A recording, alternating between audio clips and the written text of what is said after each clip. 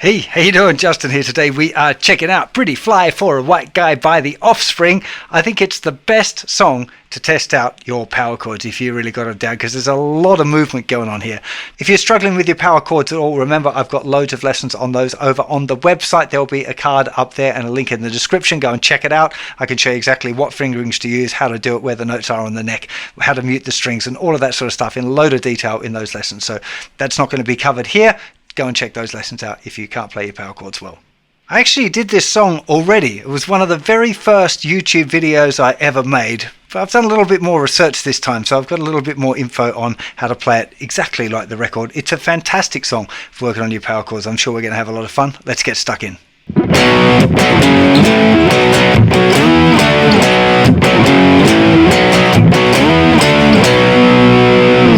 Okay, this is the intro riff. It's all power chords. We're starting on a B5 power chord, just a 2-finger one. So first finger in the 2nd fret of the 5th string, which is the root note.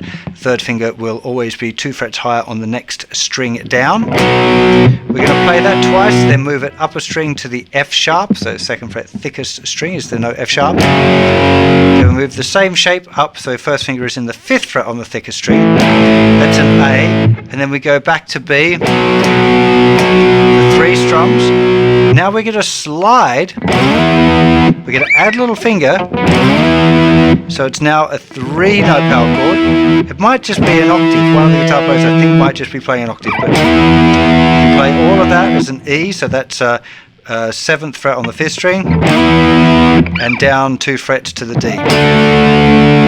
So we have 1, 2, and 3, 4, 1 and 2 and 3, 4, 1, 2 and 3, 4, 1 and 2 and 3, 4. Now I did previously teach this with the 2nd B up here. And they're the right chords, but this slide, now I listen to it a little bit more closely and watch some videos, is very obvious. So it's harder to get from the A to the B than A to B there, but it gives you that nice slide.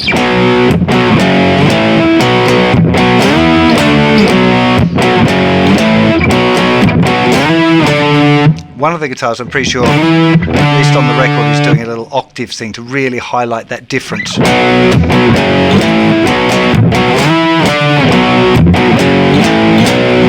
Very last time before it goes into the verse, I'm pretty sure it's that B, because you hear the nice little tailback, which is a little bit harder there because there's not much space.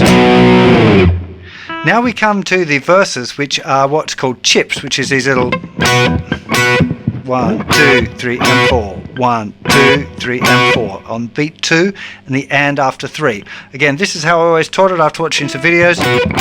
It's actually played here, 11th fret on the 3rd string, 12th fret on the 2nd string, 1, 2, 3 and 4, 1, 2, 3 and 4.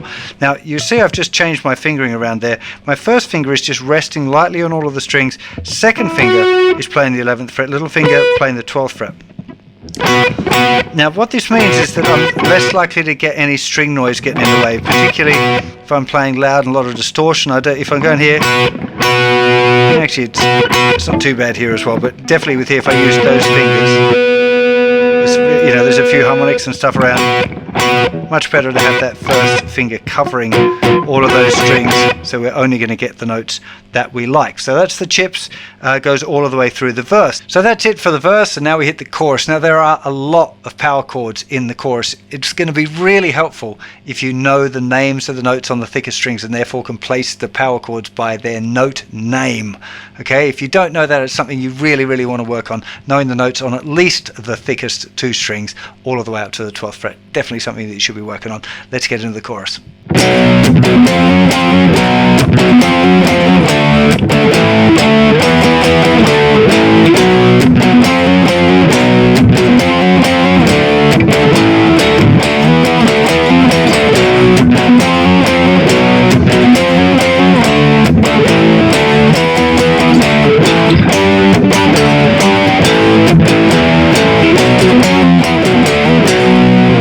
Man, that is a lot of chords. Let's go through it nice and slow. So the first part is a B, twice, and then F, sliding up to F sharp. 1, 2, and 3, and 4, and 1, 2, and 3, and 4, and D, D, A, D. That's at the 5th fret, 5th string root, 6th string root. That's E, E, E, E, D, A. So that first section, B, B, F slide, B, B, F slide, D, D, A, D, E, E, E, E, A, D. Now it's the same thing again.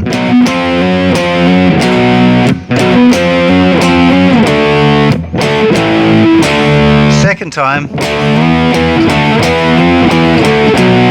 Okay, so 1 and 2 and 3 and 4 and 1. 5, 7, 7, 5, 7, 8, 7, 5. And we're back again. Pick, slide, pick, pick, pick, slide, pick, pick.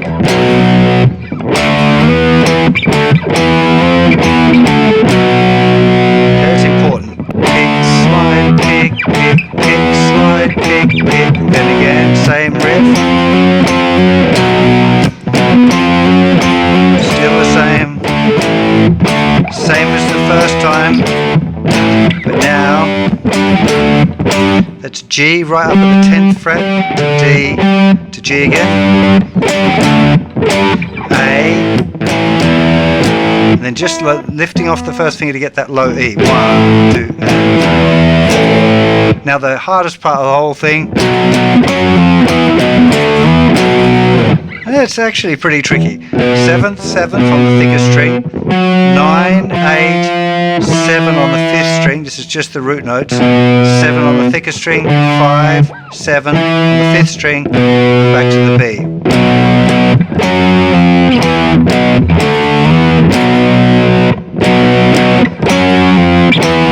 Pretty sure it's pick, pick, pick, slide, pick, pick, pick, slide, pick. 1 and 2 and 3 and 4 and 1. Let me play through that whole chorus now so you can see all of the sections together nice and clearly. So here we go. 1, 2 and 3 and 4 and 1, 2 and 3 and 4 and 1, 2 and 3, 4, 1 and 2 and 3, 4, 1, 2. This is the second time. 1, 2 and 3, 4, 1, 2 and 3 and 4 and 1, 2 and 3.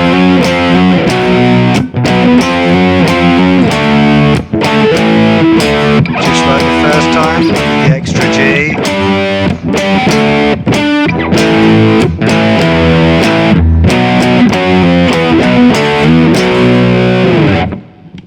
There are a lot of power chords going on here and they're moving pretty fast. So like I said, this is a really good test to see if you've really got your power chords correctly under your fingers. You could choose to use fingers 1 and 3. You can choose to use fingers 1 and 4. It doesn't really matter. If you wanted to, you could play the full power chords using both 3rd and 4th fingers if you wanted to. I think that would be kind of tough for this tune, and I don't think it sounds right either. There's something about the sound of the Offspring to me that has those 2-note power chords. Although watching some videos of them, I started going, oh, maybe sometimes there's the full power chord. It's a little bit sticky to decide what's on a recording and how they play it live. Probably a little bit different most times.